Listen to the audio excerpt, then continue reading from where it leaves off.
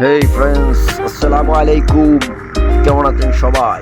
আপনাদের সামনে নিয়ে আসলাম একটি ওষুধি গাছ, ঘাগরা গাছ, যা সাধারণত গ্রামীণ এলাকায় পাওয়া যায়।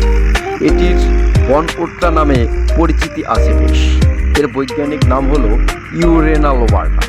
এই গাছের পাতা, ফুল এবং শিকড় বিভিন্ন ঔষধি কাজে ব্যবহৃত হয়। কথায় আছে, চিনলে বড়ি আর না চিনলে ভাত রান্নার খড়ি। যাই হোক, এবার ঘাগরা গাছের কিছু উপকারিতা বর্ণনা করা যাক। ত্বকের সমস্যা নিরাময়। ঘাগরা গাছের পাতা ও শিকড় থেকে তৈরি পেস্ট ত্বকের বিভিন্ন সমস্যা যেমন ফোড়া, ক্ষত এবং চুলকানি নিরাময়ে ব্যবহৃত হয়।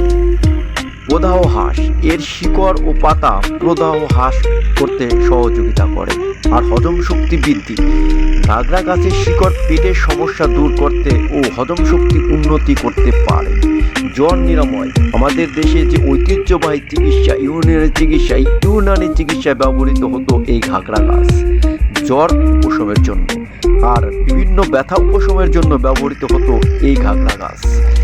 যাই হোক ফ্রেন্ডস, ঘাগরা গাছের গুণের কথা শেষ করা যাবে না। আজ এ পর্যন্তই।